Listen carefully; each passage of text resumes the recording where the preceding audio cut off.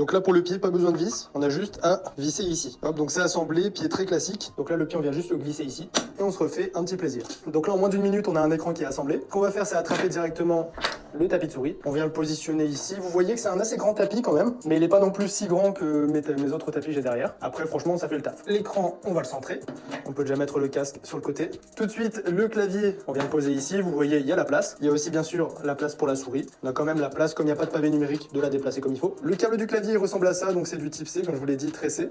Et vous voyez qu'en dessous on a un petit rail pour faire coulisser le câble assez proprement. Par contre je vois un défaut à ça, c'est que ça va venir le tordre, donc moi je vous conseille quand même de le faire sortir tout droit. Au niveau du casque on a juste à détacher les câbles et à brancher le jack à la petite télécommande qui est juste ici, c'est tout. Et pour la beauté de la vidéo je vais rajouter un support de casque qui coûte 10 €, hein. C'est vraiment pas cher. Après je dois être franc avec vous, personnellement je ne m'en sers jamais, la preuve est là-bas, regardez mon casque est posé sur le bureau. Et pour le casque cette partie là va se brancher en USB sur le PC. Et maintenant la pièce maîtresse, on a un joli PC donc on va tout de suite le placer sur le bureau. Allez tiens j'en ai fait une belle, là j'allais passer au PC mais en fait en le déballant je me rends compte que c'est pas du tout le bon. En fait c'est la carte graphique qui m'a surtout indiqué ça parce que regardez, c'est là que je vais vous présenter aujourd'hui. Et là je pense que comme je disais tout à l'heure, vous le reconnaissez pour ceux qui ont déjà vu la vidéo. Je vais allumer tout ça, je vais tout configurer et ensuite on passe directement à la test. On a ce genre de rendu pour le setup et je trouve ça vraiment top pour le budget qu'on avait. Et franchement ce qui est cool c'est qu'on n'a pas vraiment fait de concessions et tout ça je vais vous l'expliquer tout de suite parce que maintenant on passe directement à la présentation en détail de tous les produits. Bon finalement ça va aller assez vite parce qu'il n'y a pas grand chose. Bon directement ce qui m'intéresse c'est le tapis de souris. Franchement regardez-moi ce rendu. J'adore les effets, alors il est assez fin, hein, toujours comme pour les tapis, pas très cher. Mais vous voyez qu'il est directement plaqué au niveau du bureau, ça passe très bien à ce niveau-là. La texture est assez bonne, la glisse de la SPI, la roulette infinie aussi. Ici c'est pas du caoutchouc, je le précise tout de même, c'est du plastique. Et en dessous on a aussi un très bon capteur. Pour moi le seul c'est au niveau du câble, tout simplement parce que vous le voyez, il est pas tressé, il a même l'air assez fragile, même si un petit peu renforcé ici. Mais dans l'ensemble, je trouve qu'elle a un super bon rapport qualité-prix. Dans les périphériques avec directement le clavier que je trouve, je vous le dis tout de suite, vraiment génial pour le prix. Je regrette presque même de ne pas l'avoir acheté avant pour le mettre dans ma vidéo top des meilleurs claviers parce que franchement il a tout pour lui par rapport au prix. Alors déjà niveau du look je sais pas comment vous le trouvez mais moi j'adore. Franchement j'ai vraiment bien accroché, il a un RGB dynamique malgré un prix vraiment pas cher. Il a différents modes de RGB, regardez je vais vous montrer en le branchant. Donc là on le rebranche, hop, et là regardez il nous fait une petite animation au démarrage. C'est vraiment pas mal. Et après avec le logiciel Drevo on peut régler différents modes de RGB. Sinon vous le voyez ici, aucun pavé numérique donc on a de la place. On peut se prendre un petit bureau parce que forcément avec un seul écran on n'a pas besoin d'un très grand bureau mais on peut quand même avoir vraiment de quoi bouger la souris sans aller buter dans le clavier. C'est pour ça que je voulais prendre du TKL. Pas de repose-poignet, ça c'est un petit défaut mais c'est pas très grave je trouve pour le prix du produit. Ici sinon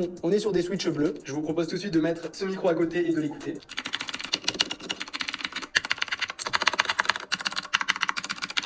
Et maintenant en mettant le micro sur moi.